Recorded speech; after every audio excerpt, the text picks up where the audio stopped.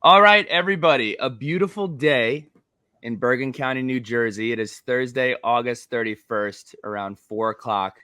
I am on the heels of an amazing Bruce Springsteen show yesterday, but we are joined by two folks who are making a huge difference in the Virginia Tech community, and that is Matthew Sams, who we have talked to before. He is the director of the Hokie Way, which is wrapping up its countdown to kickoff donation match. So if you haven't already, make sure that you jump on that. And then we are also joined by Kelly Woolwine. Kelly Woolwine is a graduate from Virginia Tech in 1990. He has an impressive track record of entrepreneurial success, SAT word, post-graduation, and serves as the CEO of Triumph NIL and the founder of the Life Ring Foundation. Kelly, welcome to the show. Thank you so much for taking the time. Thanks a lot for having me. Awesome. So, Matt, I want to start with you here. I think the biggest thing that I wanted to get out of this interview is just the biggest battle that every collective is facing in the Virginia Tech community and the national community is just confusion. And can you, starting with you, give me an 1,000-foot view of what are exactly the differences between the Hokie Way and Triumph, and how do you two help each other elevate? Yeah, happy to. And thanks for having me again, Billy Ray. I think the biggest thing here is it's pretty simple in terms of the top level. The Hokie Way is a 501c3 nonprofit. Triumph is a for-profit entity. Those are the two. That's a very clear line that delineates. Neither of us really talk about being in the collective space so much. I think we, as a nonprofit, we're definitely not. And I'll let Kelly address the other side of the coin. But essentially, there's a for-profit entity, a nonprofit entity. We work together, we partner together, which we'll get to in a few minutes. But that's how we've set up the infrastructure at Tech, which is, somewhat unique, but not totally unique to around the country. But I think unique to Virginia Tech in the way we're doing things a little bit with our student athletes and our nonprofit partners. So, Kelly, if you want to jump in, please do. Yeah, I think that's one of the big lines of demarcation. Obviously, the 501c3 Hokie Way versus Triumph. And I think it's important to reemphasize that the Hokie Way, one of the big misconceptions, right, is not a collective. The Hokie Way doesn't engage directly with student athletes or NIL activity. And I don't want to steal Matt's thunder on this, as he's probably going to talk about it. But what the Hokie Way has allowed this partnership to do is to have an unprecedented level of community engagement with the student athletes. I haven't seen it anywhere out there, but the Hokie Way and with Matt's direction, they have partnered with 8 or more charity partners that are very impactful in Southwest Virginia, and then in turn engage Triumph NIL to engage its student athletes to help with the charities. And that little mechanism has resulted in, as I said, unprecedented level of engagement with the student athletes. That's what's been the coolest thing to see. So going off the track a little bit, because I have a question. So walk me through exactly how it works. So a donation comes in to the Hokie Way, and how exactly does the conversation and the alignment between Hokie Way and Triumph take place? Sure. So when I got in this job in May, I kind of took it from a few board members in terms of the responsibility of working with our nonprofit partners. But I had meetings, kind of came down with lists of requests for each of those nonprofits for the rest of the year, and then went and had conversations with Triumph about, here's the list of requests, whether it be events or promotional campaigns, service things, whatever. And then essentially they tell me, here's what we can do, and let's put together a statement of work that has this much of a fee for our student athletes to be involved in those things. So basically, we're outsourcing the needs for our nonprofits to leverage the brands and the likeness of our student athletes at Tech. And I think one of the things that Virginia Tech has been, both of these organizations have been pioneers for Virginia Tech, but what I think has really kind of accelerated that ability has been Virginia Tech's adoption and promotion of both of your platforms, or both of your goals here. Through talking with other universities, both in the ACC and the SEC, and talking to their collectives, one of the biggest challenges that they face is athletic departments are refusing to acknowledge that they exist, to promote what they have going on. And regardless of if you like it or not, I personally didn't have a huge problem with it. Virginia Tech announces a starting quarterback, and you all have the opportunity in Triumph to bring that to the fan base. So just talk to me a little bit about the relationship with Virginia Tech and how that has gone and how it's helped elevate your platform, Kelly. Man, there is a ton there. First of all, I think, we couldn't give enough credit to Whit Babcock. And, from the top down in the athletic department, Coach Pry, Coach Young, Coach Brooks, all the sports, the biggest innovation there is in their forward thinking and embracing the idea of partnering with an NIL collective. And so, we haven't faced a lot of resistance there. They're all about how can we help you help us, which is fantastic. I think in reporting the starting quarterback, for example, that created some misconception too, as Triumph NIL is not endeavoring to be in the media business, in the reporting business, in the vlogging or blogging business. But we do rely on donors, corporate sponsors, fans to subscribe so that we can support the Virginia Tech student athletes. And so the position of Virginia Tech athletics and football in particular, in that instance, they were trying to help us create intrigue, to create a consumable there for the men and women who are kind enough to support NIL, right? What do I get for my money other than just being a good guy? And so the Virginia Tech athletics has been very good about granting us access so that we can open the door to the fans. Because of that partnership, I mean, that's the real innovation, right? Because of the partnership with Virginia Tech athletics, come on in, let the cameras roll. We can let the fans get to know the Virginia Tech student athletes like they've never been able to before. And so we're hoping that's going to also garner their continued support for the Virginia Tech student athletes. Kelly, before we shift over to Matt, I'm gonna say what you won't say, but I'll say it.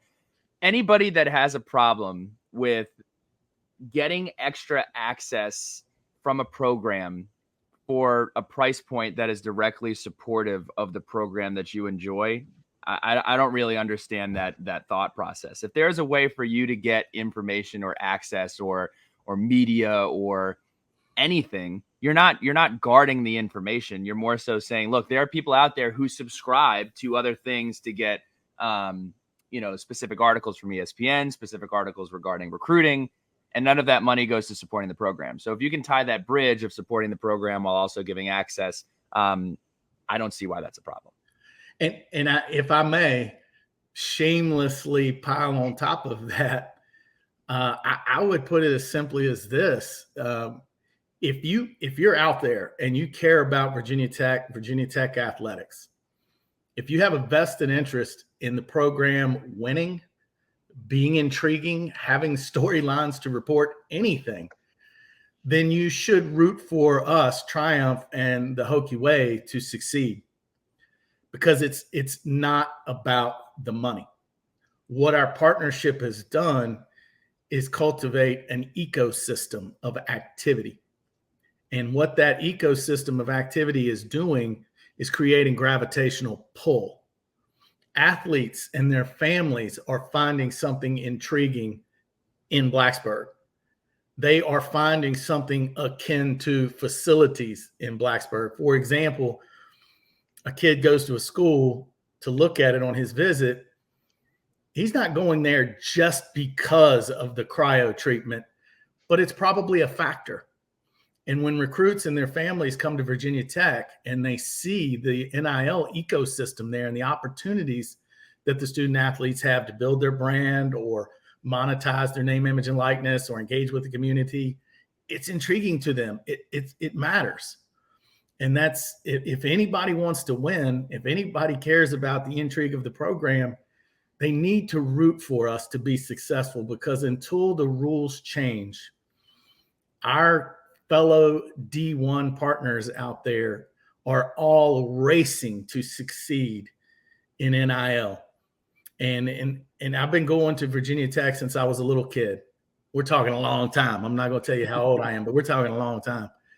And for the first time, Virginia Tech, for the first time in a long time, we're at the front of something.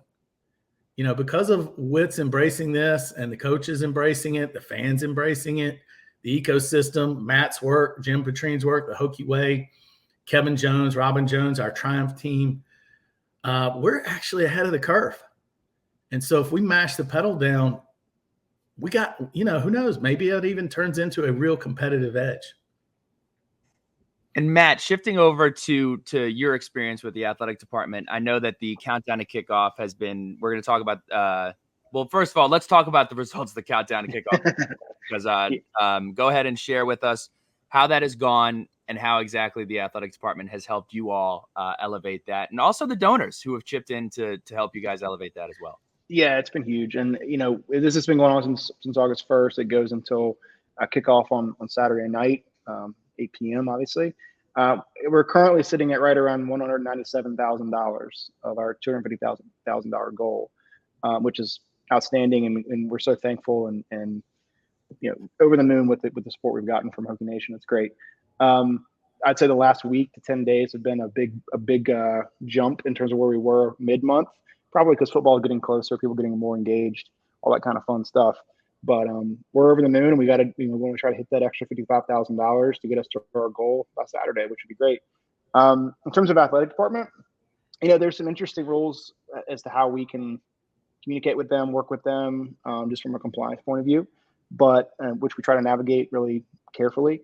But they've been great in terms of just being kind of supportive with strategy. We also had an opportunity to kind of integrate with Triumph together a couple weeks ago, which was a cool thing. First time it's ever happened, and I think it was pretty successful.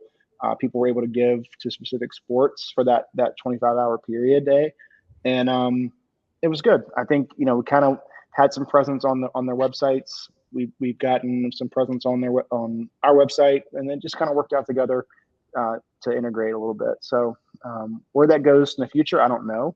We've got a few things we're working on, 50-50 raffles, that kind of stuff. They're going to have to be integrated with athletics to some degree with their platform for visibility. But it's been really positive, and I have nothing but great things to say about the folks I've met with there.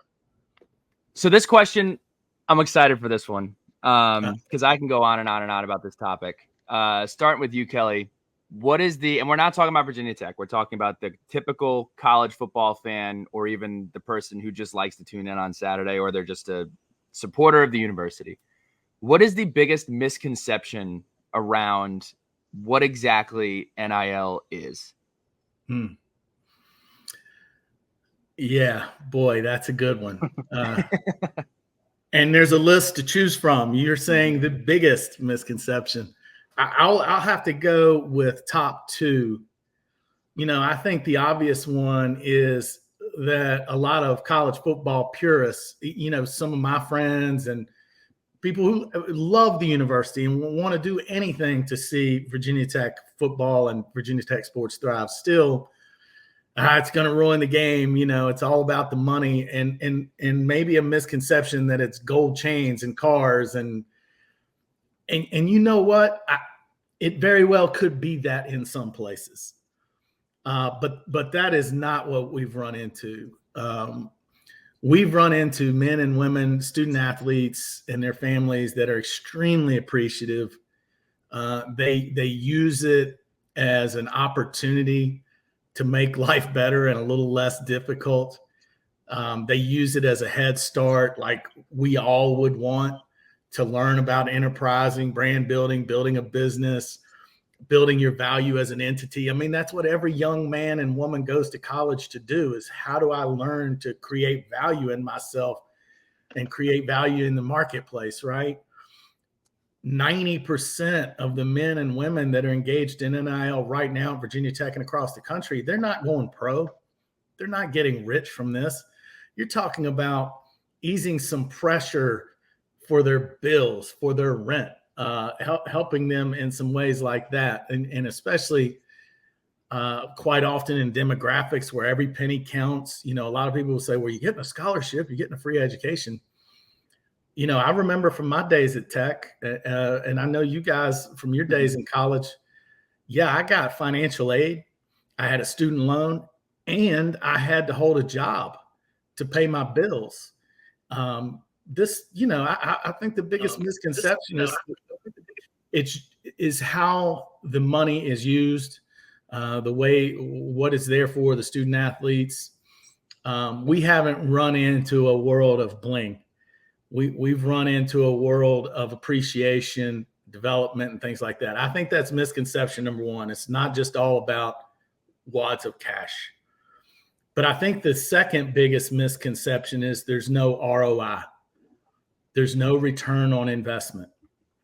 As a donor, if you give to a university's athletic program, you get points. You get a ranking. You get priority in your parking and your ticket selection. If you give big money for facilities in a capital campaign, you can get your name on a plaque somewhere. And there's the Kelly Woolwine, men's room and the players' lounge, whatever the case may be. There is big time ROI here in the NIL space because, like I was talking about earlier, I would think of it like a facility. You see that field house going up and players, recruits, and transfers come and they see these facilities improving. Well, that's what they see when they come and see the ecosystem of NIL activity in Blacksburg at Virginia Tech. They talk to their potential teammates and on the team. If they're transferred and they come in, they meet the other men and women on the team. As a recruit, the families come in. It's tangible. They see that their sons and daughters are going to be able to learn something additional. They're going to be able to take advantage of business opportunities. We're going to help them put themselves out there, give a voice to something that's important to them. It is not insignificant. And then Matt, same question for you, whether it's misconception, I guess misconception is a little bit of an unfair question. What do you think can you just talk about the tangible impact that our student athletes have had in the Southwest Virginia area and beyond?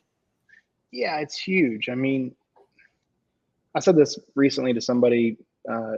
We were at an event with Feeding Southwest Virginia and Boys and Girls Clubs a few weeks ago. It was an intersection event with both of them, with kids. And, the rooms are electric when you get these student athletes, whether it's a star football player, a women's soccer player, baseball player, whoever it may be. These kids are like stars in their eyes. It's so cool for them. It's a really impactful experience. And I got goosebumps. I mean, it was amazing. That was just one example of just showing impact, of mentoring and having fun and showing these kids that there's something to work for in your life. That's something it's hard to repeat and imitate. So that's one thing. I think we have a lot of cool things in front of us around promotion of need, promotion of and visibility creation for these nonprofits. LifeRing being one of those recently we've done some work with and supported for their fundraising drive.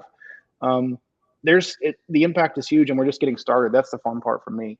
We're just getting to a place where the ball's starting to roll at a pretty smooth clip here. We've got our operations in place. We've got a great partner with Triumph to help us get the athletes where they need to be on time and make sure we're having cameras there ready to capture stuff as we need to, or do promotion of content beforehand. All that kind of stuff is getting to where it's smooth, and it's only going to get better as we have more resources at our disposal and kind of fine tune these processes that need to happen. But I'm pumped about the relationships that have been started to form. There's even been some nonprofits who had never met before that we help facilitate, and they're doing their own things together. That's stuff it's pretty cool impact that you can't really see day to day, but it helps the community thrive, I think. So that's really neat. I will answer your question though, Billy, if you don't mind, just about misconception or questions we get. We're a little different than Triumph in terms of the nonprofit piece, but we still get a lot of questions right now about this IRS thing. Like people are questioning whether their donations to us are actually going to be tax deductible, or is there any, all that kind of stuff. And I've said it until I'm blue in the face, and so are the rest of our folks on our board. But yeah, we're still in good shape. We're still in good standing. No one's ever said anything to us. We got no notice of that changing. Will there be changes down the road? Probably. Who knows? But that's something that we can figure out down the road. Right now, we're healthy and we're good, and we're doing the work we're supposed to be doing. That's all we can. That's all we can. That's we can lay our hat on that. And I would say this too, in terms of the ecosystem Kelly's referencing. I look at this as a very symbiotic relationship with Triumph. We help them, they help us. It's so supportive, and I'm talking to Mitch a couple times a day, figuring out what our next things are this week and week beyond. So it's great so far. All right, last couple questions, because I know you've basically answered all the fan questions. I'm curious, what exactly does it look like during the recruiting process, Kelly, when you do talk to recruits about the NIL landscape at Virginia Tech? What is that pitch? What does that look like? How is it received? And where does that fall in comparison to what they say other schools are doing? Man, that question's got fairly potential to be a loaded question there. Gosh, if I talk about what we hear, what gets reported to us from recruits and their families at other schools, I'll keep that to myself for now. For the most part, I can tell you I'm very proud of all of our coaching staffs because number one, their work ethic is sick. They are recruiting constantly and working their tails off. If that doesn't, I can't imagine that's not going to equate to a high level success, but also they are killing themselves to keep it clean and doing it right. And, those rules change constantly. You've got state NILs rules to follow. You've got federal, you've got the NCAA. Just because NIL state laws have changed doesn't mean certain NCAA rules have changed. So it's very complex, and we try and handle that very delicately. So, for example, mechanically, that would be if a student athlete is being recruited by one of our coaches, those coaches can talk about the NIL ecosystem. They can talk openly about what exists. They can talk about the Hokie Way and Triumph. If that player or family has specific questions about NIL, what might be available for me, then they would point those families or that player to me or one of my teammates. And we would answer, as long as they reach out to us, we'll answer whatever questions they have. But usually the conversation, to the second part of your question, involves walking them through our infrastructure, which by and large is triumphnil.com. I encourage anybody listening and watching that hasn't done that, the same as I do recruits and families, you should go to triumphnil.com and poke around. Every player, any Virginia Tech athlete that you enjoy seeing and want to get to know better has a player profile on that platform. And you have the ability to get access to them through meet and greets, shout outs, etc. But what the athletes and their families see is really what jumps out at them is community engagement. They see all the work the athletes are doing for Matt's charity partners, and they see an opportunity to do business if they choose to. Every player profile is kind of like, that's my storefront. I let the world know I'm here and I'm open for business. Corporate sponsors find our athletes that way. And so the athletes and their families, by and large, it's almost, if they come into the discussion having been at other places and their paradigm is just money, what kind of money you got, that paradigm shifts pretty quickly and easily to resources, what they're going to be able to do, not what they're going to get, but what they can get involved in. And we get wonderful positive feedback about, the way we stand out in that regard. Excellent. Last question that I have for you. Just an opportunity to plug any big events that you have coming up, any blitzes you have coming up, and when those, we'll start with you, Matt, because I know that's what everybody's wondering, when the results for Countdown to Kickoff will be shared. Yeah, so Countdown to Kickoff ends, again, on September 2nd, 8 p.m. I'm actually going to be hanging out with a few of our student athletes on Saturday at tailgates. We're going to have Georgia Amore and Carly Winsel walking around just talking to fans in a few lots around the stadium to, answer any questions about the Hokie Way, talk about our campaign, etc. So look for us on that. and I'm hoping we hit our goal, of $250,000 on Saturday. That if we do that, we've got a match up to that amount. So $500,000 is pretty important and pretty vital for our future. And we got a few things coming after that. We're working on some stuff for this 50-50 raffle. Hopefully we can get that put to bed and get that launched at Lane, either for Pitt or for maybe for the Wake Forest game after that for homecoming. We'll see. We've got a few things we're working on to getting that finalized. But that's a big deal, and it's going to have a big impact on what we're going to be doing in the future. And then we're working on some stuff for the Charlotte basketball weekend in November. So cool things. And Kelly, tell us what you have Mitch running around doing. What kind of content we can expect coming out this fall? Mitch Gerber, head of our production. If anybody doesn't know that name, that boy, he doesn't get to sleep. He is running around covering a lot of bases. I would say Hokie Village this weekend on Saturday, pregame for the ODU game. Our partners Learfield put on a great pregame environment there. It's very family friendly. I'm sure everybody knows what Hokie Village is all about, but if you don't, it's on the soccer field adjacent to Lot 1. As Matt said, he's going to have a couple of our female basketball players out and about. We're also going to have for 1 hour in Hokie Village from, I believe, 5:45 to 6:45. We'll have Liz Kitley and Kayla King camped out in Hokie Village at the University Club's tailgate.